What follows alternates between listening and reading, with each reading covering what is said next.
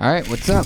This is the first episode of the NS Builders Podcast, recently Nick Schiffer Podcast, and I got my co-host today, Ken Decost, and we are going to be talking about something that we dealt with a lot last year. I actually divulged some financials on it on Brad from AFT Construction's podcast. We had about $150,000 worth of rework last year, meaning work that the client probably would have been okay with, but we collectively agreed, whether it was you and me or one of the other PMs, we sat down and we just said, hey, listen, this really makes sense for us to rework. So with what we're talking about today, recent cabinet project. So Ken, why don't you give us an introduction of what this project is and kind of let's bring it way back to when we started this project and what the goal was with it. Sure. So this project was, we've been on this project for 2 years now? Yeah. And this particular part of the project was brought up well over a year ago, and it was supposed to just be something quick and dirty. The homeowner had approached us asking us to just kind of fill in this awkward space in the house, make it something that they could store stuff in and maybe take it out seasonally so it wasn't going to be utilized often. Let me stop you real quick because you're jumping right into this particular part of the project. The larger scale of the project is a pretty extensive renovation. You said 2 years. We're in this, incredibly contemporary, very, very high level of detail project, and everything has been thought through 1,000 times. And by, literally every single one of us in every which way. So what you're talking about right now is we had basically this gambrel roof. If you think of a brownstone in downtown Boston, you have this roof line at the very top, and we had this, very steep pitch that essentially we flattened the wall on the inside, and we had this triangulated space. And that's what you're getting at, is Correct. that we're looking to kind of utilize that space for storage and something that was, like you say, quick and dirty. So Yeah. So, the idea was at the time we thought we had a good plan, right? So it was going to just be this cabinet. The walls were going white, right? So the cabinet itself was going to be white oak to match some of the other accents within the home. And we thought it was going to look great. A lot of this was going to have to be done in the field. At this time, the framing was still way early on. Mm-hmm. We were going to get this in before plaster so that we could have this nice, tight plaster line right up against our cabinetry. And then COVID happened, right? So we were kind of pushed off that job. The city of Boston was, I think it was 3 units or less that you could work in. Mm-hmm. And this building was 5 units. So we had to pull off that job for months. Things got shifted. Timelines changed. Plaster got done before we were able to get back in there. And we had to pivot. And when we got on site to install what we had originally built, it no longer hit the mark for us. We ran into a couple additional issues with hinges. It wasn't a standard kind of application. It was this inset but full overlay, if that makes sense. I know it's kind of mind-boggling. Yeah, I think for anyone that's listening, we just released a revealed episode on YouTube this week. Yep. And you guys walk through the new cabinet, but also kind of showcase what we were dealing with before. But anyone that's listening, if you can picture, we basically plastered this opening in this roof line, and we were going to slip, like Ken said, a white oak box into it. But when it went in, beyond the issues that we dealt with fitment and hinge issues, it just didn't seem well thought out, is really what it came down to, I think. Yeah, I would agree. And that's, and that was a struggle for us because we all agreed when, and we realize it now that the trigger word was quick and dirty. Mm-hmm. Like, hey, let's just make it inexpensive. Just put something in there so I can stuff my Christmas decorations or my overflow of pillows. So we're all like, all right, no problem. Like this, despite the millions of dollars that we're spending elsewhere, let's just make something inexpensive, which right from that point, we should have known that, hey, this isn't this doesn't, like, that doesn't fly. Like, this isn't that project. We're not here to do something inexpensive. We're here to do something incredibly well thought out, which is our mantra anyway. Sure, but at that time, we didn't see it that way. Right. It wasn't like we were just grabbing some kind of, poorly manufactured cabinet and throwing it in. We had to get these sheets finished. That we couldn't buy white oak that was already pre-finished, and it wasn't the feel that we were going for. So we spent extra time and extra money up front to start this process. And it turns out that it was all for naught. So let's fast forward, right? Because, we're talking very, very visually, but let's talk about the mentality behind it. So we're on site, it actually started with, I think I looked at one of the daily logs, and I'm pretty sure I came in the office the next day and talked to you or texted or something. I was like, dude, I don't know. Like, I'm not loving the way that's going in. And I think we went out on site, or we talked internally. I contemplated it. We decided at that time to, all right, let's see if we can get it to a point we're comfortable with. And it went a little bit further, thus spending more money and time on it, right? And then we revisited a second time, which I need to just learn that, and I think we all do, is that if we second guess it the first time, let's just stop, because now we're just expending hours that we know we're not going to get back. So at that point, we revisit it a second time, and I think you and I were talking about it pretty thoroughly, and we said, pause. Let's get James in here. He's the one installing them. He, is on the same page with us, wants to do the right thing. Let's just walk through it. And our buddy over at Aaron had, at Fine Line, had given us a, Fine Line or Fine Point? Fine Line. Okay. I always confuse them too. Had given us this really good detail on how to basically transition from an MDF core to plaster.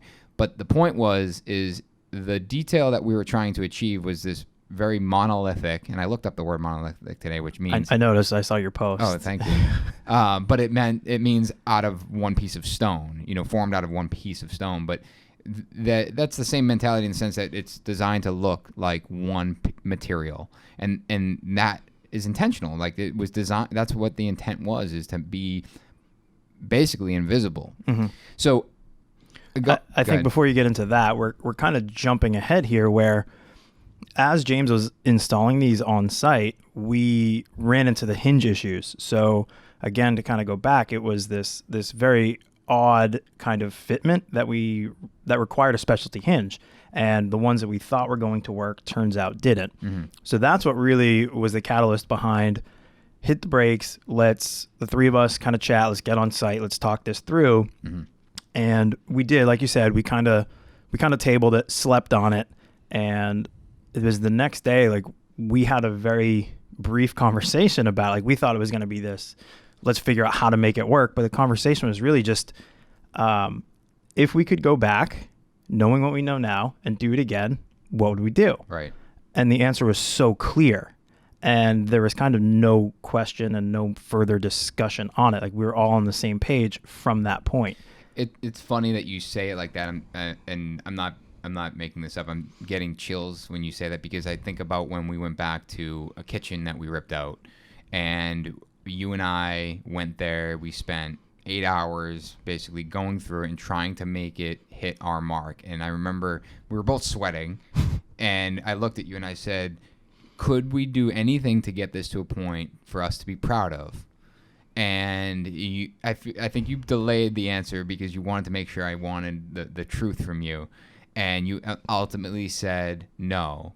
And I left there, and I called the client and the architect, and I told them I was going to rip out the kitchen, and we were going to replace all of it. It was the cabinetry alone was a $30,000 hit to us.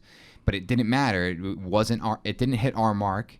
Even though we could have probably got it to a level that the client was happy with, it didn't hit our mark, and we couldn't be proud of it.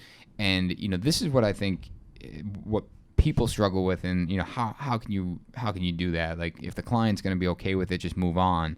And I think, at least for me, and I think you probably would second this, is that we've seen one of the abilities for us to grow so quickly and grow in getting some of these really great jobs is because we're showcasing the fact that we give a shit. Like we really want to put out the very best product, and we're refusing to accept the mediocrity that we otherwise very easily could.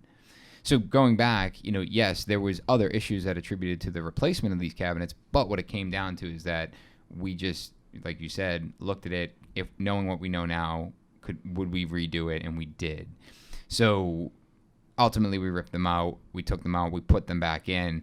And what was so solidifying to that situation was when I would walk through the shop, Ian and James, when they were building that, they were saying that they like I wasn't asking them for it, and they were like, "Hey man, this was definitely the right way to go about this. This is way better." And then I was on site this morning with James, and James was like, "This is like so much better. This is definitely the right way to go about it." Like and hearing you say like, "This is an awesome detail. Like we're gonna use it at our our Cambridge project. We're gonna like this is gonna be a game changer for us.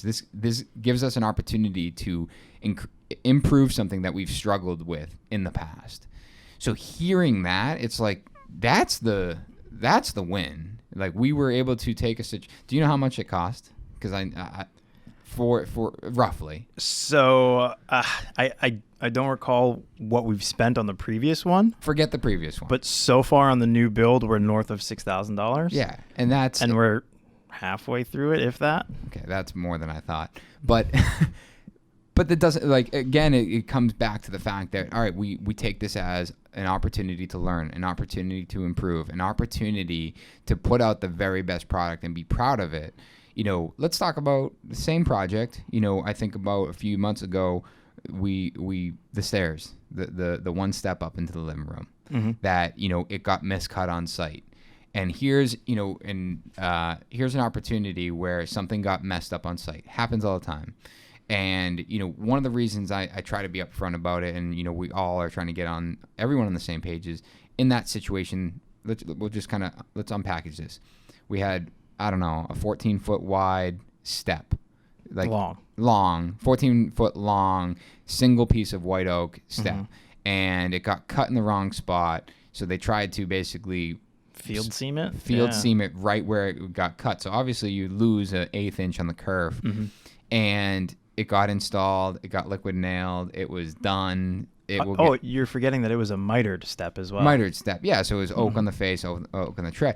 And it's not necessarily, the guys weren't trying to be deceiving or like trying to hide anything, but they were so verklempt that they messed this up. Like we can seam this, we can hide it, we'll blend it, it'll be sanded, you'll never see it. Fortunately, that wasn't the case. No, I guess I have a little bit of a different opinion on that. I don't think they were trying to be malicious in pulling a fast one. They definitely pulled a fast one. Oh, totally. It didn't sit well with me, but I think it was a huge learning lesson for them. Right. And if something like that happens again, they're certainly not going to install. Right, and I think that's what I was getting at, is they weren't being malicious, but they were, they knew they screwed up, and they didn't want, like, they felt as though it would be better if they tried to fix it right then and there and let it skate by, rather than calling you and saying, hey, I know we just used a crane to get this piece of wood in, we need another one.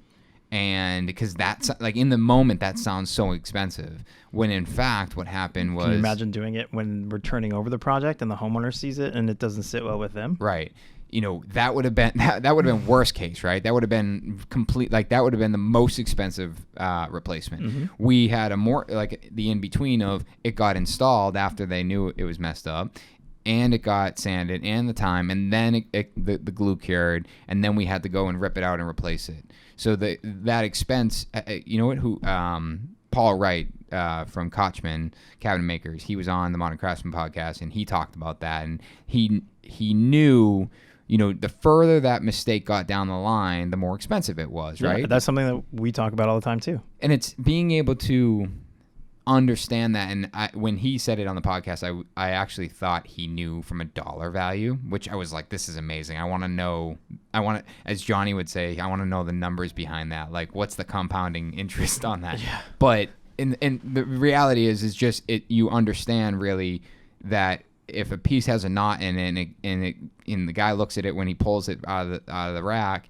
and lets it go, if that knot pops all the way in finish, then it's all the way back rather than just calling it what it is right there. And it's the same thing. And when you run into these mistakes, it's, you have to understand that, where the goal is for us to put out our very best product, no matter what, no exceptions. We have to go for that. And that's where we get into this rip it out mentality. And the rip it out mentality becomes very expensive when the further down the line it gets. Of course.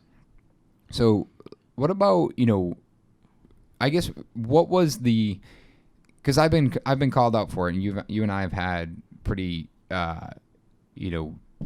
deep conversations about the way I approach these things sometimes, because I think that's another side of it where I struggled with, where, I'm not doing it because I want the guys to redo work. Mm-hmm. I'm not doing it because I think they're doing a crap job. And I've been called out for being kind of a dick about it, in the sense like, hey man, like, we know that that's what you want to do, but we just spent a lot of time on it. And like, regardless, like, I guess part of me is like, they're getting paid no matter what. But then the other side of me is like, I do understand that they put their sweat. There's some emotion that goes into that too. Yeah. So I guess, unpackage that a little bit. What's your experience on as far as how that's kind of unfolded on your side? I think you're right. At the end of the day, the entire team knows what we're after. And they, as much as it sucks to have to rip out something that you've spent days or weeks laboring over, at the end of the day, they know that that's the right move. And for them to, I think they first have to get out of their own way. The first is, nope, we can fix it. We can make it work, right? That's like a triggering, effect or something, where they put up this wall. No, we can fix it. We're not ripping it out. And I think the more that we do this, and the more that we're able to show everybody what we're about, and that we're bringing on guys who have the same values that we do, they understand it. And we're going to begin to kind of cut that off sooner in the process, right? To use your analogy, like when they find that knot, when they're pulling it out of the lumber rack, we're working our way there. We're not there yet, case in point, right? Mm-hmm. But we're getting there. And I think the team is on board, and there's some hurt feelings that happen sometimes. A lot of the times guys are making judgment calls, and they think that they're making the right call, which it's not that they're not making the right call.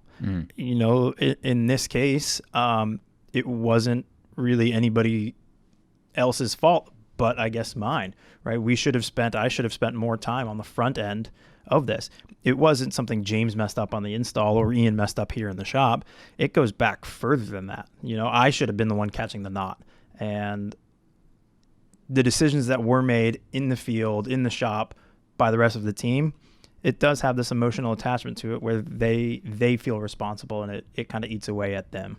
Right. And that's, I think back to, a recent kitchen project we finished, and like we had Thermador ovens that, we go to install on site, and they're wrong. The specs are, crap. Is this show just about picking on me for missing things? What's going on? Well, you're directly across the table from me. No, but that's, yeah, I can pick on anyone.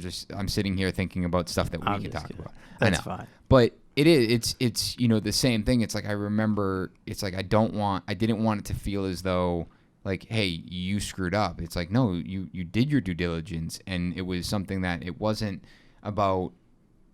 I guess what I'm getting at is like you absorb blame, and that's, we talk about the Jocko leadership side of it. Like, it's always my fault, but you absorb the blame there, and it's like, well, all right, let's unfold that. Like, were you actually to blame? Like, did you do your due diligence? And it's like, well, you thought you did based on the industry specifications that we got. Sure. Like, hey, we would think that would get us in a good spot. It ultimately didn't. We wrote into our procedure, I'm using air quotes, but like, we put into our procedure that, hey, now all appliances show up at our shop, and we fit them here before they head out to finish, because the same exact thing. It's like, that got all the way to install. Mm-hmm. All the way to install. We slide that oven in, the reveals are wrong. Now we're taking that oven out after the electrician wired it.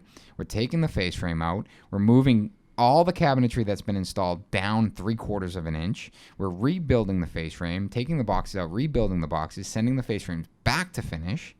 and then going all the way back and putting all that back together again, and having to deal with the countertops because they were already templated. So that's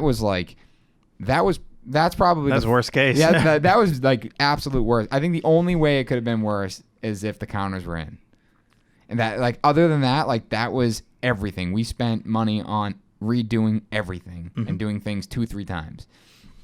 But it still was that, you know, again, going to my delivery, and it was, all right, I need, like, Ken, come here, let's talk about this, let's walk through this, and let's get on the same page. And it's not so much, Ken, this is wrong, but it's, hey, this is what we ended up with. Are we in a position where we can make this better? And that's the whole team, right? It's, you know, getting through, and I think that's, you know, going back to our project that we're talking now with these built-in cabinets and for these closets, it's, you had stopped me and said, let's get James here.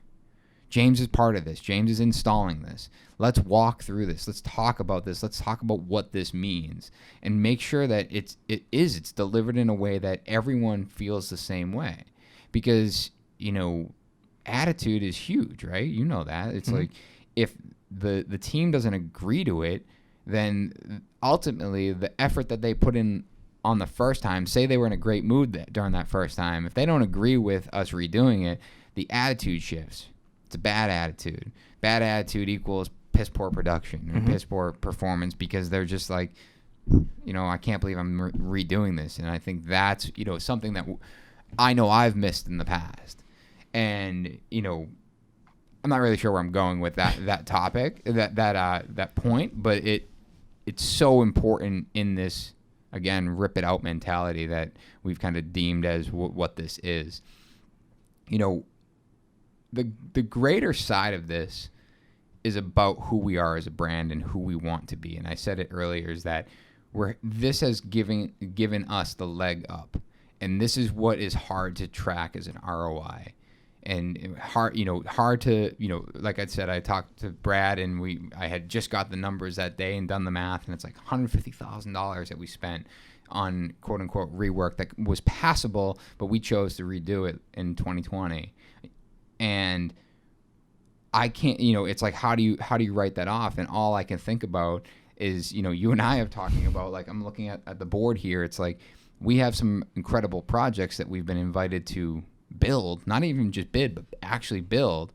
And I can't help but to think the only reason we are able to do that is because we stick behind that. Yeah, you know, I think the homeowners are looking at it as they're spending their hard-earned money, right? They want the absolute best. They don't want somebody who's just going to cut a corner and slam something in because, oh, it's passable. They want the very best at the level that we're building and the level that we're shooting for. So for them to see it firsthand, and how many people are acknowledging their mistakes? You know, so many, oh no, I didn't mess that up, or no, this was the manufacturer, or everyone's kind of passing the buck. So I think we're different in that sense. And, you know, I'm kind of noticing a shift too, especially on like platforms like Instagram. People are kind of highlighting mistakes now. So it's almost becoming this new level of transparency, and you know, you have to expect that the homeowners appreciate that to some extent. So we're talking very internally here, you know, you, me, our teams. What about outside of that? How do you think that we can pass this along? I'm not so much talking about other people, like you said, on Instagram, but our trades, our partners, like when it comes to working with people that, you know, work as subcontractors or let's just talk about subcontractors. You know, what do you think that looks like? Like, how do we get them on that same page?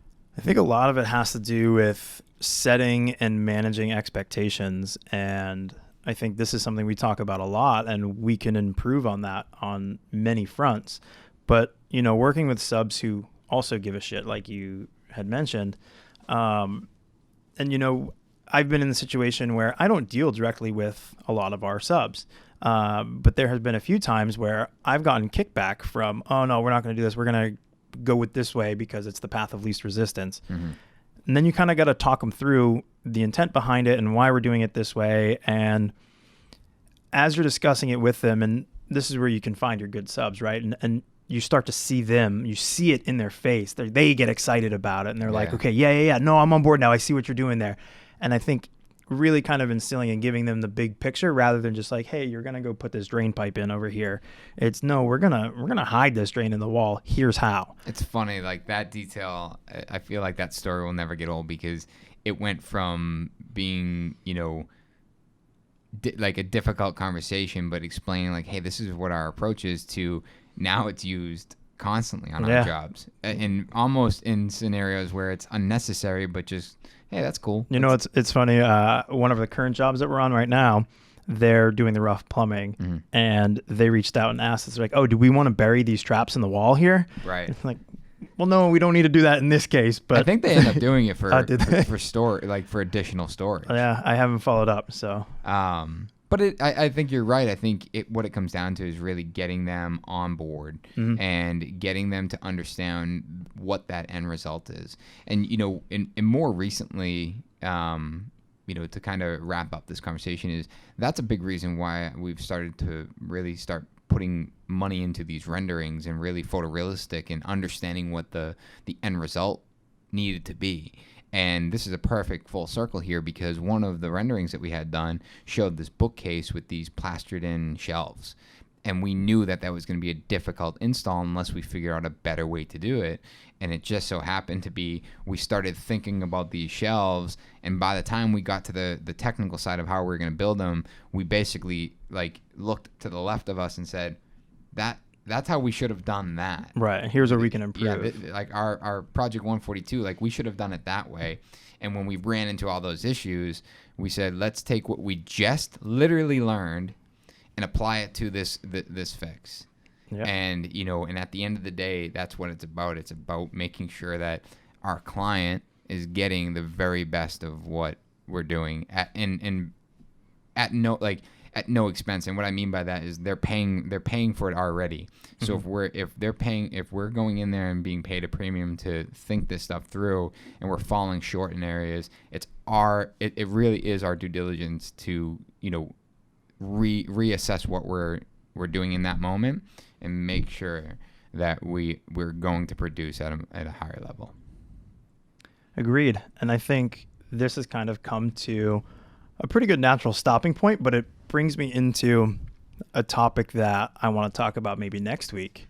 And what's more valuable, a lesson learned or a lesson that someone tells you, right? Like something that you're going to, hey, it's probably easier for you to do it this way or for you to learn the hard way by making that mistake. I like that. That might be too deep for this. I don't know. All right. Let's save that for next week. Guys, thanks for listening.